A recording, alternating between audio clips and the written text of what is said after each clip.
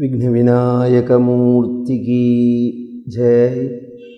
गोपिका जीवन स्मरणं गोविंद गोविंद, जानकी कांत स्मरणं जय जय राम राम। नमः पार्वती पतये, हर हर महादेव। அதிபரா சக்தி மாதா கி ஜெய். வெற்றிவேல் முருகனுக்கு அரஹரோஹர. சத்குருநாத் மகாராஜ் கி ஜெய். ஆஞ்சநேய மூர்த்தி கி ஜெய். பக்தவாத்சல்ய ஜலதேஹ பரமானந்த ரூபிணः அஸ்மதாச்சாரியராஜஸ்ய பிரபன்னோஸ்மி பதாம்புஜம். சுமுகஸ்ச ஏகதந்தஸ்ச कपिलो गजकर्णकः लंबोदरश्च विकटः विघ्नराजो विनायकः धूमकेतुः गणाध्यक्षः फालचंद्रो गजाननः वक्रतुंडः शूर्पकर्णः हेरम्बः स्कंदपूर्वजः। षोडशैतानि नामानि यः पठेत् शृणुयादपि विद्यारम्भे विवाहे च प्रवेशे निर्गमे तथा संग्रामे सर्वकार्येषु विघ्नस्तस्य न जायते। कल्याणाद्भुत गात्राय कामितार्थ प्रदायिने श्रीमत् वेंकटनाथाय श्रीनिवासाय मंगलम्। यः शिवो नामरूपाभ्यां या देवी सर्वमंगला तयोः संस्मरणात् पुंसां सर्वतः जयमंगलम्। आदित्याय च सोमाय मंगलाय बुधाय च गुरुशुक्र शनिभ्यश्च राहवे केतवे नमः। तिथेः श्रियमाप्नोति वारात् आयुष्यवर्धनं नक्षत्रात् हरते पापं। योगात् रोगनिवारणं करणात् कार्यसिद्धि स्यात् पंचांगफलमुच्यते। வேயுரு தோழி பங்கன் விடமுண்ட கண்டன் மிக நல்ல வீணை தடவி மாசரு திங்கள் கங்கை முடிமேல் அணிந்து என் உளமே புகுந்த அதனால் ஞாயிறு திங்கள் செவ்வாய் புதன் வியாழன் வெள்ளி சனி பாம்பிரண்டும் உடனே ஆசரு நல்ல நல்ல அவை நல்ல நல்ல நல்ல அடியாரவர்க்கு மிகவே.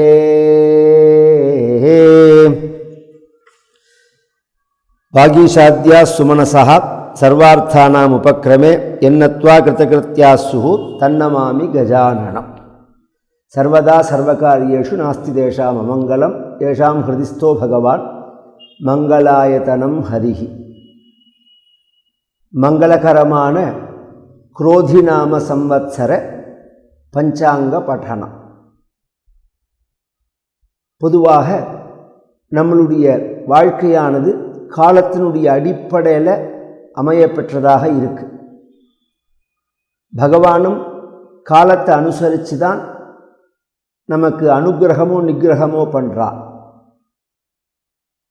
ஜனன மரணங்களும் காலத்தை அனுசரித்து தான் இருக்கு. இந்த காலத்தை கணக்கிடுவதற்கு காரணமாக இருக்கக்கூடியது கிரகங்கள், நட்சத்திரங்கள், சூரிய சந்திரர்களுடைய நகர்வுகள்.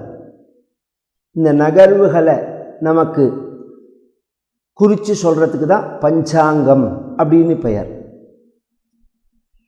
இந்த சூரிய சந்திரனுடைய நகர்வுகள், கிரகங்களுடைய நகர்வுகள், நட்சத்திரங்களுடைய நகர்வுகள் இதெல்லாம் மகாபுருஷர்களான மகரிஷிகள் ஞான திருஷ்டியினால் அதை அறிந்து அதை நமக்கு கணக்கு போட்டு கொடுத்துருக்கார்கள். அந்த பஞ்சாங்கத்தை ரெண்டு கணக்காக எடுத்துக்கலாம். வாக்கிய பஞ்சாங்கம், திர்கணித பஞ்சாங்கம் அப்படின்னு. ரெண்டுமே 100% நம்பிக்கையானது. பொதுவாகவே ஜோசியம் அப்படின்னா அது நம்பிக்கையா நம்பலாமா நம்பக்கூடாதா, உண்மைன்னு சொல்கிறது பொய்ன்னு சொல்கிறதெல்லாம் இன்றைக்கி பழக்கத்தில் இருக்குது. ஜோசியம் உண்மையா பொய்யா இந்த ஒரு கேள்விக்கு 100% ஜோதிடம்ங்கிறது உண்மை. அது 2 பாகமாக அமைஞ்சிருக்கு. அதில் ஒரு பாகம் வானவியல் சாஸ்திரமாக இருக்கு, மற்றொரு பாகம் தனி மனிதனுடைய வாழ்க்கையை பற்றி அலசி ஆராயக்கூடியதாக இருக்கு. இந்த வானவியல் சாஸ்திரத்தில் 1% கூட தவறே வராது. தவறு வந்தால் அமாவாசைன்னு போட்டிருக்கிற அன்றைக்கி அமாவாசை வருமா, கிரகணம்னு போட்டிருக்கிற அன்றைக்கி கிரகணம் வருமா, சூரியனுடைய நகர்வுகள் சந்திரனுடைய நகர்வுகள்லாம் இன்றைக்கி பஞ்சாங்கத்தில் குறிப்பிட்டபடி கரெக்டாக இருக்கேன். மனிதனுடைய வாழ்க்கை வரும்போதும் அவன் பிறந்த நேரம், நாள், நட்சத்திரம், திதி, வார, யோகம், லக்னம், ராசி இதெல்லாம் சத்தியம். இந்த கிரகங்கள் இருக்கிற விஷயத்தை குறிக்கிறதெல்லாம் சத்தியம். அதுக்கு பலன் சொல்லும்போது தான் டிஃபரன்ஸ் ஒப்பீனியன் வரது. இந்த பலனை சில பேர் சொல்கிறது நடக்கிறது, சில பேர் சொல்கிறது நடக்காமல் போகிறது. நடக்கலைங்கிறதுக்காக ஜோசியம் பொய்ன்னு அர்த்தம் இல்லை. அந்த பலன் சொல்கிறதுல உள்ள மிஸ்டேக் அது. பலன் சொல்கிறதுலேயும் மிஸ்டேக் வரும், பரிகாரம் சொல்கிறதுலேயும் மிஸ்டேக் வரும். ஏன்னா கால்குலேஷனுடைய அடிப்படையாக வச்சுன்னு இப்போ சுக்கிரனும் சனியும் சேர்ந்தா என்ன, சூரியனும் சந்திரனும் சேர்ந்தா என்னன்னு பலன் சொல்லும்போது 800 கோடி பேர்னா 800 கோடி கால்குலேஷன், ஒரு கால்குலேஷன் இல்லை அது. இது அத்தனையும் ஞாபகம் வச்சுன்னு சொல்லணும்னா அதுக்கு தபஸு வேணும், பரம்பரையாக அந்த ஜோதிடத்தை முறையாக கற்றிருக்கணும், ஆதாரமான நூல்கள் பைஹார்ட்டாக இருக்கணும். வெறும் வார்த்தையாக கற்றுன்னு போகாது. ஜோதிடம்ங்கிறதுக்கு பிரமாணமே சாஸ்திரம்தான். அந்த சாஸ்திரத்தில் உள்ள ஸ்லோகங்கள் தெரியணும். இன்ன கிரகம் இன்ன இருந்தால் இப்படி தாரேசே சுதகே பிரணஷ்ட வனிதா அப்படின்னு இருக்குது. தாரேசே அப்படின்னா கலத்திரன், ஸ்தானாதிபதி, 7 கூடையவன். சுதகே அப்படின்னா 5ல் பஞ்சமஸ்தானத்தில் இருந்தால் பிரணஷ்ட வனிதா, அவனுக்கு கல்யாணமானது தட்டி போகும் அல்லது 2 கல்யாணமாக இருக்கும் அப்படிலாம் சொல்கிறது. இந்த ஸ்லோகம் சொல்லி சொல்ல தெரியணும். இந்த ஸ்லோகங்கள்லாம் பைஹார்ட் பண்ணணும். இதுலேயும் 18 மகரிஷிகள் எழுதியிருக்கா, 18 வகையாக இருக்குது. இது இன்றைக்கி யாரோட ஒத்து போகிறது? நாம் ஜோதிடம் சொல்லும்போதே அவள் சரியாக ஜாதகத்தை குறிச்சிருக்காளாங்கிறத கிராஸ் செக் பண்ணிக்கணும்.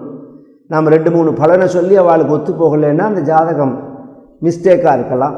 அதனால் அந்த விஷயம் தனி. பலன் சொல்கிறதுல தான் தவறுதல்கள் ஏற்படுமே தவிர ஜோதிஷங்கிற சாஸ்திரம் சத்தியம். இதில் பஞ்சாங்கம் அப்படிங்கிறது என்ன அப்படின்னா, பஞ்சேன்னா 5, அங்கம்னா அதனுடைய உறுப்புகள். ஒரு நாளைக்கு 5 விஷயங்கள் நம்மளை வழி நடத்துறது. திதி, வாரம், நட்சத்திரம், யோகம், கரணம் அப்படின்னு.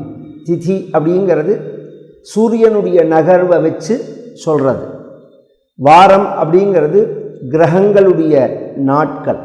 நட்சத்திரம் அப்படிங்கிறது சந்திரனுடைய நகர்வை வச்சுன்னு சொல்கிறது. சூரியனுடைய நகர்வும் இருக்குது, சந்திரனுடைய நகர்வும் இருக்குது. இது 30 நாள் சொச்சம் வரும் சூரியனுடைய நகர்வு ஒரு ராசியை தாண்டறதுக்கு. சந்திரனுடைய நகர்வு ஒரு நாள் தான். வருஷ கணக்கில் சொல்லணும்னா சூரியன் 12 ராசியை சுற்றி வரத்துக்கு 365 நாள் ஆகும். சந்திரன் 12 ராசியை சுற்றி வரத்துக்கு 27.25 நாள் தான் ஆகும். அப்போ சந்திரனுடைய நகர்வுக்கும் சூரியனுடைய நகர்வுக்கும் வித்தியாசம் வர்றது. அதை நட்சத்திரம் திதி அப்படின்னு பிரித்து சொல்கிறோம். நான் யோகம் இன்ன வாரத்தில் இன்ன நட்சத்திரம் இன்ன திதியில் சேர்ந்தால் இன்ன யோகம் அப்படின்னு இருக்குது. அமிர்தாதி யோகங்கள் அப்படின்னு அமிர்த யோகம், சித்த யோகம், மரண யோகம்னு நமக்கு புரியறதுக்காக சொல்கிறோமே தவிர 60 யோகம் இருக்குது. அது மாதிரி கரணமும் இருக்குது. ஒரு நாளைக்கு பாதி நாள் எடுத்துக்கிறது. சரி, பாதி நாள் எடுத்துட்டு இன்ன கரணங்கள், அதுவும் 56 + 4 60 கரணம் வரும். இது மாதிரி இன்னென்ன நட்சத்திரம், இன்னென்ன திதி, இன்ன திதி, இன்ன வாரம், இன்ன யோகம், இன்ன கரணம் அப்படின்னு நாம் தெரிஞ்சுக்கிறதுனால நமக்கு என்ன பலன்? அன்னைக்கு பஞ்சாங்கத்தை ஒரு தடவை படிக்கணும். கார்த்தால குளித்த உடனே படித்தா என்ன பலன்னா, திதேகே ஸ்ரீயமாப்னோதி, திதியை நாம் தெரிஞ்சுட்டு காரியம் பண்ணினா ஐஸ்வர்யம் ஏற்படும் நமக்கு. ஏன்னா சூரியன் தான் ஐஸ்வர்யத்துக்கு அதிபதி. சவிதா ஸ்ரீய பிரசவிதா ஸ்ரீயமேவாப்னோதி அப்படின்னு சாஸ்திரம் சொல்கிறது. அதனால் இன்னைக்கு இந்த திதி அப்படின்னு தெரிஞ்சுன்னு நாம் பண்ணினோம்னா செல்வ சமிருத்தி ஏற்படும். வாராத்து ஆயுஷ்ய வர்தனம். இன்னைக்கு இந்த கிழமை ஞாயிறு, திங்கள், செவ்வாய், புதன், வியாழன், வெள்ளி, சனி 7 நாள் தான். 9 கிரகம்னு சொன்னாலும் 7 கிரகம் தான் ஒரிஜினல் கிரகம். 2 கிரகம் சாயா கிரகம்னு பேர். ராகுவும் கேதுவும் அவர்களுக்கு தனிப்பட்ட வீடு கிடையாது, தனிப்பட்ட சுபாவமும் கிடையாது. குஜவத்து கேதுகு, சனிவத்து ராகுவுன்னு சனியோட தன்மையை ராகு வெளிப்படுத்துவான், செவ்வாயோட தன்மையை கேது வெளிப்படுத்துவான். இது பொது விதி. அதை தவிர லக்னத்தில் யாரோட சேர்ந்து இருக்கார்களோ அதை அனுசரித்து பலன்கள் வரும். ஒரிஜினலாக 7 கிரகம்தான், நவகிரகம் கிடையாது. அதனால தான் 7 நாட்கள், ஒரு வாரத்துக்கு 7 நாட்கள். இதெல்லாம் நம்ம தேசம் கணித்ததான ஒரு கணக்கு. உலகம் முழுவதும் நம்ம தேசத்தை தான் பின்பற்றுகிறார்கள். இதெல்லாம் நாம் கண்டுபிடிச்சி சொன்னது. வாராத்து ஆயுஷ்ய வர்தனம், நட்சத்திராத்து ஹரதே பாபம். இன்றைக்கி இந்த நட்சத்திரம் அப்படின்னு நாம் தெரிஞ்சிட்டோம்னா அதை சொன்னோம்னா சங்கல்பத்தில் ஒரு தடவை நம்மளுடைய பாபங்கள்லாம் போகிறது. யோகாத்து ரோக நிவாரணம். இன்றைக்கி இந்த யோகம் அப்படின்னு நாம் தெரிஞ்சுட்டு அதை சங்கல்பத்தில் சொன்னோம்னா நம்ம ரோக நிவர்த்தி ஆகும். கரணாத்து காரிய சித்தி சியாத். தைத்தல கரணம்னு இருக்குன்னு வச்சுக்கோங்களேன். இன்றைக்கி இந்த கரணம் அப்படின்னு போட்டிருப்பா. அந்த கரணத்தை நாம் தெரிஞ்சுட்டு பஞ்சாங்கத்தை படித்து நாம் சங்கல்பத்தில் சேர்த்துட்டோம்னா எந்த காரியமாக இருந்தாலும் அதுக்கு தடை இல்லாமல் அதுக்கு சித்தி ஏற்படும். இதுதான் பஞ்சாங்கம்ங்கிறது. பஞ்சாங்க பலமுச்சியத்தை திதி வார நட்சத்திர யோக கரணம், இந்த 5க்கு தான் பஞ்சாங்கம் அப்படின்னு. இது அன்னைக்கு கார்த்தால நாம் ஒரு தடவை படிக்கணும். ஏன்னா வேதாத்தியனம் பண்ணியிருந்தால் இன்ன திதி, இன்ன வாரத்துக்கு, இன்ன நட்சத்திரத்துக்கு உள்ள மந்திரங்கள்லாம் இருக்குது. இந்த நட்சத்திரம்னா அதுக்கு ஒரு வேத மந்திரம் இருக்குது. இன்ன வாரம் அப்படின்னு சொன்னால் அதுக்கு ஒரு வேத மந்திரம் இருக்குது. இது மாதிரிலாம் இருக்குது. அதெல்லாம் சொல்லியே நாம் ஜபம் பண்ணலாம். அவ்வளோ தூரம் போக வேண்டாம். ஒரு நாளைக்கு எழுதி குளிச்சுட்டு வந்தோடனே ஒரு தடவை பஞ்சாங்கத்தை எடுத்து இப்படி படிக்கணும். இது நம்மளுடைய பெரியோர்கள் சொன்னதான ஒரு சம்பிரதாயம். அது அதுலேயும் பிரத்யேகமாக வருஷ பிறப்பும் போது பஞ்சாங்கத்தை படிச்சுருந்தா இந்த வருஷத்துக்கு யார் தேவதை, இது என்ன வருஷம், இந்த வருஷத்தினுடைய பலாபலன்கள் எப்படி இருக்கும், யார் ராஜா, யார் மந்திரி, யார் சேனாதிபதி, மழைக்கு யார் அதிபதி, பயிர்களுக்கு யார் அதிபதி, யார் ஆரோக்கியத்தை கொடுக்குறார், பொதுவாக இந்த பலன், இந்த வருஷ பலன் எப்படி இருக்கும் அப்படிங்கிறத போட்டிருப்பார்கள். இந்த வருஷத்துக்கு குரோதின்னு பேர். குரோதி இல்லை, குரோதி அப்படின்னு நாம சம்வத்சரம். பொதுவாக இந்த 60 வருஷமுமே பிரம்மாவனுடைய குழந்தைகள். 60 வருஷம் இருக்கு பாருங்க. இந்த 60 வருஷமும் பிரம்மதேவனுடைய குழந்தைகள். இவர்கள் தான் சுவாமி மலையில் சுவாமிநாதனுக்கு படிக்கட்டாக இருக்கார்கள். சுவாமி மலையில் நாம் ஏறினோம்னா 60 படிக்கட்டு இருக்கும். மற்ற மலைகள் மாதிரி கிடையாது. பிரம்மாதயோ எஸ்ய புத்ரா அப்படின்னு சுவாமிநாதனுடைய ஸ்தோத்திரத்தில் வருது. அது எல்லாமே தேவதைகள். அதனால் அந்த பஞ்சாங்க பட்டணத்தை நாம் கேட்டு ஒரு நீர்மோர் பானகம் தேங்காய் பழம் சுவாமிக்கு நைவேத்தியம் பண்ணி இந்த பஞ்சாங்கத்தையும் வச்சு சந்தன குங்குமம் விட்டு புஷ்பம் போட்டு நமஸ்காரம் பண்ணிட்டு நாம் இந்த பஞ்சாங்க பட்டணத்தை சிரவணம் பண்ணினோம்னா அந்த வருஷம் மங்களமாக அமையும்னு சாஸ்திரங்கள் சொல்கிறது. இந்த பஞ்சாங்க பட்டணம் ஆரம்பிக்கிறோம். அஸ்ய ஸ்ரீ சுபகுணபாஜனஸ்ய சகல கர்மானுஷ்டானஸ்ய வியவஹார நிதானஸ்ய விந்தியாது தட்சிணதிசி சௌரசாந்திரமானாபியாம் வர்த்தமானஸ்ய குரோதிநாம சம்வத்சரஸ்ய கதசாலி வாகன சகாப்தாக 1946-47, கத கல்யப்தாக 5125, விந்தியாத்து உத்தரதோ பார்ஹஸ்பத்தியமானேன பிங்களநாம சம்வத்சரः உபயத்ர குருதயவசாத் ஜேஷ்ட ஆஷாಢௌ अस्मिन्नब्दे उमामहेश्वरो देवता पशुनायकः बलभद्रः विन्द्यात् दक्षिणपश्चिमदिशि वारुणमेघो जायते अस्मिन्नब्दे भवे वृष्टिः आढगद्वयसंहिता षष्ठियोजनविस्तीर्णं शतयोजनमुन्नतं दशभागान् समुद्रेषु षड्भागान् पर्वतेषु च भूतले चतुर्भागान् एवं वर्षति त्रिधा अस्मिन् क्रोधिनाम संवत्सरे राजा कुजः मन्त्री शनिः सेनाधिपतिः शनिः अर्घाधिपतिः शनिः सस्याधिपतिः कुजः धान्याधिपतिः चन्द्रः रसाधिपतिः गुरुः नीरसाधिपतिः कुजः मेघाधिपतिः शनिः एतेषां फलवचनानि अथ संवत्सर फलम् अविसन्तयतः क्रोधिवत्सरे सहस्ववृद्धयः दम्पत्योर्वैरमन्योन्यं प्रजानाञ्च परस्परं राजा कुजः फलं चोरबाधा गगनिसाधा च क्षुद्बाधा वृष्टिनाशनं नृपाणाञ्च महद्युद्धं भौमेर्वर्षाधिपे सति मन्त्री शनेः फलं मध्यवृष्टिः मध्यसस्यं सर्वपापरता जनाः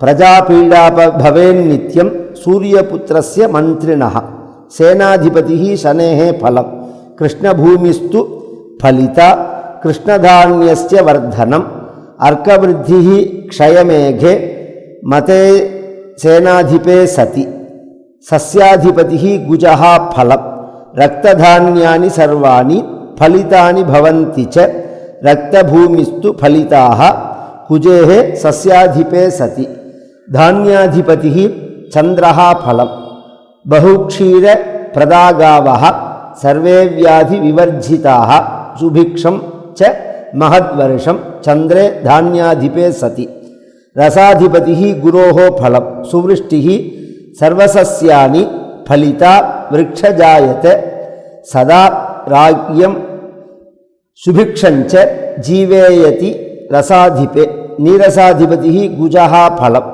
नीरसे यदा सौमे प्रवालं रक्तवाससं रक्तवस्तूनि ताम्राणि प्रजाय कान्थेथा सदा मेघाधिपतेः शनेः फलं मध्यसस्यमनर्घञ्च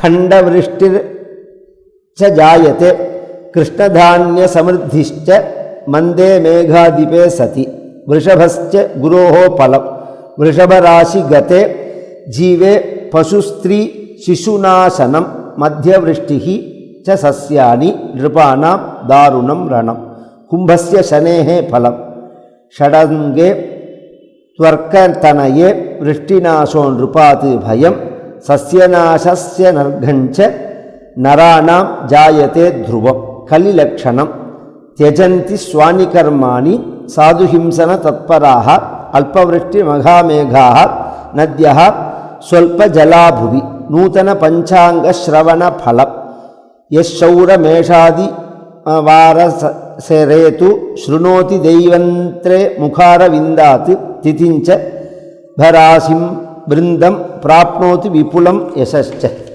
அப்படின்னு. இது இப்போ நான் வாசித்தது முழுக்க சம்ஸ்கிருதத்தில். இதனுடைய தமிழ் அப்படிங்கிறதும் வாசிப்பேன். பொதுவாக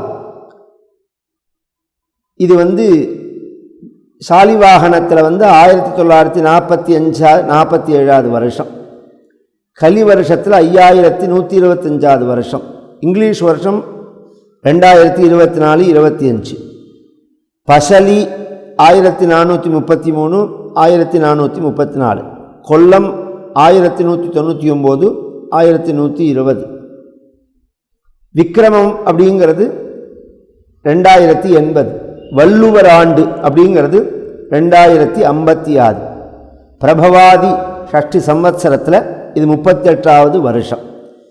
இவ்வருஷத்துக்கு ராஜா செவ்வாய், மந்திரி சனி, சேனாதிபதி சனி, அர்க்காதிபதி சனி, சஸ்யாதிபதி செவ்வாய், தானியாதிபதி சந்திரன், ரசாதிபதி வியாழன், நீரசாதிபதி செவ்வாய், மேகாதிபதி சனி, வருஷதேவதை உமாமகேஸ்வரர், பசுநாயகர் பலபத்ரர். இவ்வருஷத்துக்கு விந்திய பர்வதத்தின் தெற்கு மேற்கில் வார்ஷமேகம் உற்பத்தியாகிறது. தேவமானத்தால் 100 யோஜனை உயரமும் 60 யோஜனை அகலமும் உள்ள மரக்காலால் 2 மரக்கால் பதக்கு மழை பெய்யும். இதில் 10 பாகம் சமுத்திரத்திலும் 6 பாகம் மலையிலும் 4 பாகம் பூமியிலையும் பெய்யும். குரோதி வருஷத்துக்கு உள்ள பலன் தமிழ் வெண்பா குரோர குரோதிதனிர் கொல்லை மிகும் கல்வரினால் பாரில் ஜனங்கள் பயமடைவர் கார்மிக்க அற்பமழை பெய்யும் மகங்குறையுமே சொற்பமைனையும் உண்டேனவே சொல் அப்படின்னு. இந்த பஞ்சாங்கம் அப்படிங்கிறது விந்தியமலைக்கு தெற்க ஒரு வருஷ பேர் வரும், விந்தியமலைக்கு மேற்க ஒரு வருஷ பேர் வரும். இந்த விந்தியமலைக்கு தெற்க உள்ளதானது சௌரசாந்திர ரீதியாக குரோதி வருஷத்தோட பலன். அரசர்கள் கலகத்தால் ஜனங்கள் பயமில்லாதவர்களாகவும் பழம் கிழங்குகளை ஆகாரமுடையவர்களாக ஆனாலும் விருத்தி அடைவர். வடக்கே பார்கஸ்பத்திய ரீதியான பிங்கள வருஷ பலன். பயிர் விலை மழை மத்தியமாக இருக்கும். அரசர்கள் பராக்கிரமத்தால் சத்ருபூமியை அனுபவிப்பார்கள். ராஜா செவ்வாய் பலன். திருடர்கள் நெருப்பு பசி இவைகளால் பீடையும் மழைக்கு கெடுதியும் அரசர்களுக்குள் சண்டையும் உண்டாகும். மந்திரி சனியின் பலன். பசுக்களுக்கும் ஜனங்களுக்கும் பீடை, அல்ப மழை, பயிர் குறைவு. சேனாதிபதி சனியின் பலன். அரசர்கள் தர்மமில்லாதவர்களாகவும் ஜனங்கள் பாபம் பண்ணுகிறவர்களாகவும் ஒருவருக்கொருவர் குழப்பம் உள்ளவர்களாகவும் இருப்பார்கள். சஸ்யாதிபதி செவ்வாய் பலன். சிவப்பு நெல், துவரை, கடலை இவைகள் மிகுதியாக விளையும். சிகப்பு பூமி பலிதம் உண்டாகும். தானியாதிபதி சந்திரன் பலன். பசுக்கள் அதிகமாக பால் கொடுக்கும். ஜனங்கள் பயமும் வியாதியும் நீங்கி இருப்பார்கள். நல்ல மழையும் சுபிக்ஷமும் உண்டாகும். அர்க்காதிபதி சனி பலன். பூமியானது திருடர் நெருப்பு இவைகளால் பயமும் அதிகமான கருப்பு தானியங்களை உற்பத்தி பண்ணக்கூடியதாகவும் இருக்கும். மேகாதிபதி சனியின் பலன். மத்தியமான மழை, விலை ஏற்றம், கருப்பு தானியங்கள் விளையும். ரசாதிபதி வியாழன் பலன். எல்லா இடத்திலும் ரசவஸ்துக்கள் விருத்தியும் அற்பமழையும் பசுக்களுக்கு பால் விருத்தியும் உண்டாகும். நீரசாதிபதி செவ்வாய் பலன். இரத்னம், பவழம், தங்கம், சிகப்பு நிறமுள்ளவைகளுக்கு சிகப்பு வஸ்திரங்களுக்கும் விருத்தியடையும். வாருணமேக பலன். ஒரு பெருமாகவும் விகாரமாகவும் காற்றுடன் கூடியதாகவும் பூமியெங்கும் மழை வருஷிக்கும். திருவாதிரையில் சூரியன் பிரவேசிப்பதன் பலன். ஜனங்கள் பயிர் மழை விலை இவர்களுக்கு கெடுதி உண்டாகும். ஷண்மண்டல பலன். செவ்வாய் சனி ஆதிக்கத்தால் பொதுவில் தானியங்கள் பலிதம். ஜேஷ்ட சுத்த பிரதமையும் வெள்ளிக்கிழமையும் சேர்ந்து வருவதன் பலன். க்ஷேமம், அர்க்கவிருத்தி, தானிய பலிதம் உண்டாகும். ஆஷாட சுத்த பஞ்சமியும் வியாழக்கிழமையும் சேர்ந்த பலன். ஜனங்கள் சுகமாக இருப்பார்கள். ஆஷாட சுத்த நவமியும் சுவாதியும் சேர்ந்த பலன். அதிகமாக காற்றால் பூமியில் விதைத்த விதைகளுக்கு கெடுதி உண்டாகும். ஆஷாட பகுல ஏகாதசியும் ரோஹிணியும் சேர்ந்த பலன். ஆடு மாடுகள் விருத்தியாகும், மழை வருஷிக்கும். தை அமாவாசை புதன்கிழமையும் சேர்ந்த பலன். விலைவாசிகள் மலியும். தைப்பூசம் சுக்லபக்ஷத்தில் வருவதால் வியாதியின்றி சுபிக்ஷமாக இருப்பார்கள். பொதுவாக இந்த வருஷத்துக்குள்ள பலன் அப்படிங்கிறது இதுதான். இதை நம்ம சாரமாக புரிஞ்சுக்கணும்னா மழை ஓரளவு இருக்கும், மிதமான அளவில் மழை இருக்கும். சிகப்பு சம்பந்தப்பட்ட பூமிகளில் விவசாயம் நன்னா இருக்கும். சிகப்பு சம்பந்தப்பட்ட வஸ்திரம் தானியங்கள் நன்னாக வியாபாரமாகும். அது மாதிரி கருப்பு சம்பந்தப்பட்ட உளுந்து, எள்ளு, இரும்பு இவைகள்லாம் நாம் வியாபாரம் பண்ணுறது இந்த வருஷம் நல்ல அதற்கு லாபம் கிடைக்கும், நிறையா வியாபாரமாகும். பசுவானது சமர்த்தியாக பால் கொடுக்கும் அப்படிங்கிறது. குரு சாரம். குரு பகவான் சித்திரை 17 வரையில் மேஷராசியில் சஞ்சரித்து 18 ரிஷபராசிக்கு பெயர்ச்சியாகி வருஷம் முடிய அந்த ராசியில் சஞ்சரிக்கிறார். சித்திரை 20 மேற்கே அஸ்தமனமாகி வைகாசி 20 கிழக்கே உதயமாகிறார். புரட்டாசி 29 வக்கரத்தில் சஞ்சரிக்க ஆரம்பித்து தை 29 வக்கர நிவர்த்தியாகிறார். ரிஷபராசியில் இருப்பதன் பலன் பசுக்கள், ஸ்திரீக்கள், பாலகர்கள் இவர்களுக்கு சொல்ப பீடையும் சொல்ப மழையும் வருஷிக்கும். பயிர்களுக்கு கொஞ்சம் வாட்டம் உண்டாகும். ராஜாக்களுக்குள் யுத்தம் உண்டாகும். சனிச்சார பலன். சனி பகவான் இவ்வருஷம் சித்திரை மாசத்திலிருந்து பங்குனி மாதம் முடிய கும்பராசியில் இருப்பதன் பலன் மழை மத்தியமாக இருக்கும். அரசர்களுக்கு பயமும் பயிர்களுக்கு நாசமும் உண்டாகும். வைத்தியர்கள், கவிஞர்கள், பிரபுக்கள் முதலியவர்களுக்கு பயம் உண்டாகும். ஆனி 5 வக்கரமாகி ஐப்பசி 18 வக்கர நிவர்த்தியாகிறார். மாசி 15 மேற்கே அஸ்தமனமாகி பங்குனி 15 கிழக்கே உதயமாகிறார். ராகு கேது பகவான் பெயர்ச்சி. வருஷ ஆரம்பம் முதல் பங்குனி முடிய ராகு பகவான் மீனராசியிலும் கேது பகவான் கன்னிராசியிலும் சஞ்சரிக்கிறார். வருஷம் முடிய மீனராசியில் நிற்பதன் பலன் சகல பயிர்களும் விருத்தியாகும். மத்திய தேசத்து அரசர்களுக்கு கெடுதியும் ஜனங்களுக்கு சௌக்கியமும் உண்டாகும். குரு சுக்கிர அஸ்தமனோதய பலன். செவ்வாய் இந்த வருஷத்தில் செவ்வாய் அஸ்தமன உதயமில்லை. கார்த்திகை 18 வக்கரமாகி தை 5 மிதுன ராசிக்கு வக்கர பயிற்சியாகி மாசி 9 மிதுன ராசியில் வக்கர நிவர்த்தி ஆகிறார். குரு சித்திரை 20 மேற்கே அஸ்தமனமாகி வைகாசி 20 கிழக்க உதயமாகிறார். புரட்டாசி 29 வக்கரத்தில் சஞ்சாரிக்கும் தை 29 வக்கர நிவர்த்தி ஆகிறார். இந்த வருஷ சங்கராந்தி பலன். மகர சங்கராந்தி ஸ்திரீ புருஷ ரூபமாய் 2 முகமும் 3 கண்களும் 4 வாயும் சிகப்பு தந்தமும் நீண்ட நாக்கும் தொங்குகின்ற புருவமும் நீண்ட காதும் 8 கைகளும் 2 கால்களும் செம்பட்டை மயிரும் உள்ள விகாரமான கருப்பு சரீரத்துடன் 12 யோஜனை பருமனும் 100 யோஜனை உயரமும் உள்ள கோர ரூபத்துடன் வருவார். மகர சங்கராந்தி நாமதேயம் மகோதரி. வில்வ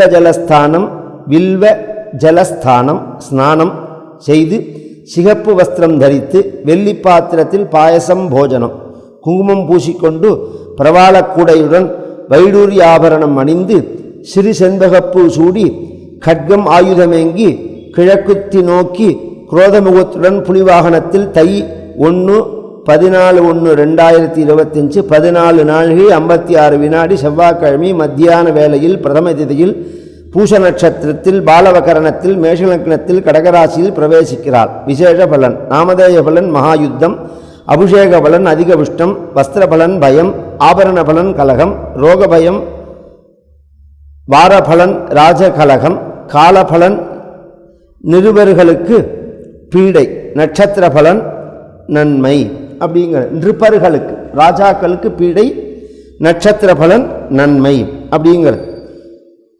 இதில் வருஷத்தில் கந்தாய பலன், ஜென்ம நட்சத்திர பலன் கந்தாய பலன். அஸ்வதிக்கு ராஜ வெகுமானம், பரணிக்கு ராஜ வெகுமானம், கார்த்திக ராஜ வெகுமானம், ரோகிணி ராஜ வெகுமானம், மிருகசீர்ஷம் ராஜ வெகுமானம், திருவாதிரை ராஜ வெகுமானம். புனர்பூசம் தனநாசம், பூசம் தனநாசம், ஆயில்யம் தனநாசம், மகம் தனநாசம், பூரம் தனலாபம், மகம் தனலாபம், பூரம் தனலாபம், உத்திரம் தனலாபம், ஹஸ்தம் தனலாபம், சித்திரை தனலாபம், சுவாதி தனலாபம், விசாகம் ஸ்தான சலனம், அனுஷம் ஸ்தான சலனம், கேட்டை ஸ்தான சலனம், மூலம் ஸ்தான லாபம், பூராடம் ஸ்தான லாபம், உத்திராடம் ஸ்தான லாபம், திருவோணம் ஸ்தான லாபம், அவிட்டம் ஸ்தான லாபம், சதயம் ஸ்தான லாபம், பூரட்டாதி ராஜகோபம், உத்திரட்டாதி ராஜகோபம், ரேவதி ராஜகோபம். அஸ்வதிக்கு 2-1 சைபர், கார்த்திகைக்கு 5-2-3, பரணிக்கு 5-2-3, கார்த்திகைக்கு இந்த 2-1 சைபர்னா முதல் 4 மாதம், 2வது 4 மாதம், 3வது 4 மாதம் அப்படின்னு அதை 3ஆக பிரிக்கணும். ஒத்தப்படையில் வந்தால் மிகுதியான பலன், ரெட்டப்படையில் வந்தால் சமமான பலன், சைபர்னு வந்ததுன்னா ஒன்றும் இல்லைன்னு அர்த்தம். அஸ்வதிக்கு 2 முதல் மாதம் 2, முதல் 4 மாதம், 2வது 4 மாதம் 1, 3வது 4 மாதம் சைபர். பரணிக்கு முதல் மாதம் 5, 2வது மாதம் 2, 2வது 4 மாதம், 3வது 4 மாதம் 3. கார்த்திகைக்கு 0-0-1, ரோஹிணி 3-1-4, மிருகசீரிஷம் 6-2-2, திருவாதிரை 1-0-0, புனர்பூசம் 4-1-3, பூசம் 7-2-1, ஆயில்யம் 2-0-4, மகம் 5-1-2, பூரம் 0-2-0, உத்திரம் 3-0-3, ஹஸ்தம் 6-1-1, சித்திரை 1-2-3, சுவாதி 4-0-2, விசாகம் 7-1-0, அனுஷம் 2-2-3, கேட்டை 5-0-1, மூலம் 0-1-4, பூராடம் 3-2-2, உத்திராடம் 6-0-0, திருவோணம் 1-1-3, அவிட்டம் 4-2-1, சதயம் 7-0-4, பூரட்டாதி 2-0-2, உத்தரட்டாதி 5-2-0, ரேவதி 0-0-3. விசேஷமானது முதல் வருஷம் சித்திரை குரோதிவ நாம சம்வத்சரத்துக்கு உள்ளதான திதிவார நட்சத்திர யோக கரணம். ஞாயிற்றுக்கிழமை ஷஷ்டி திதி, திருவாதிர நட்சத்திரம், விசேஷமான நாள், ஷஷ்டி விரதம். அது நிம்ப குசும பக்ஷணம் அப்படின்னு சொல்லுவார்கள். அப்படின்னா இந்த வேப்பம்பூவையும் வெல்லத்தையும் கலந்து சாப்பிட்றதுக்கு நிம்ப குசும பக்ஷணம் அப்படின்னு பெயர். ரொம்ப விசேஷம். அது வாழ்க்கையில் இனிப்பும் கசப்பும் கலந்து இருக்கும் அப்படிங்கிறத முதல் வருஷமே, இந்த வருஷம் முழுக்க எப்படி இருக்கும்னா இனிப்பும் கசப்பும் கலந்து இருக்கும் அப்படிங்கிறத காமிக்கிறதுக்காக தான் அது. அதனால் நம்ம பெரியோர்கள்லாம் அப்படி வச்சிருக்கார்கள். அன்னைக்கு அதிகாலை வர மிருகசீரிஷம், பின் திருவாதிரை, ஷஷ்டி திதி சாஞ்சால பரியந்தம், கார்த்தால வர கௌளவ யோகம், பின்னாடி தைத்தியுல யோகம். இன்னைக்கு முழுவதும் சித்த யோகம்.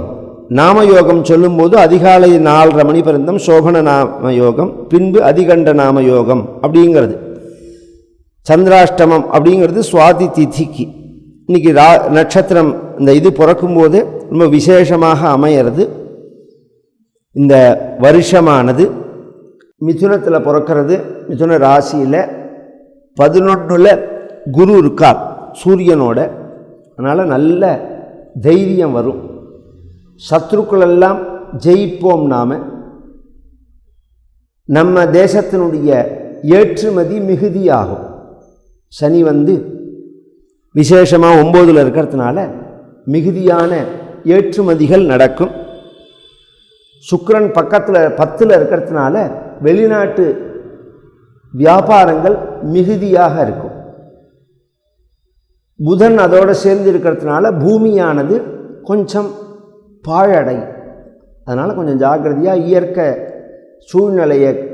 சூழலை கெடுக்காதபடிக்கு நம்மளுடைய தொழிலை நாம் பண்ணணும். ஏன்னா இன்றைக்கி வாழறதுக்காக நாம் பூமியை கெடுத்துட்டு போயிட்டோம்னா வம்ச விருத்திக்கு அந்த பூமியானது கெடுதலானதை கொடுக்கக்கூடாது. நாம் எல்லாருக்கும் எப்போதும் நல்லதே நடக்கணும், இன்பமே என்னாலும் துன்பம் இல்லை என்று மகான்கள் சொன்ன மாதிரி நம்ம வாழ்க்கையானது எப்போதும் மங்களமாக, சந்தோஷமாக, ஆனந்தமாக, கல்யாணமாக அமையணும் அப்படின்னு நானும் பகவானை பிரார்த்திச்சுக்கிறேன். சத்குருநாத் மகாராஜ் கி ஜெய், ஆஞ்சநேய மூர்த்தி கி ஜெய்.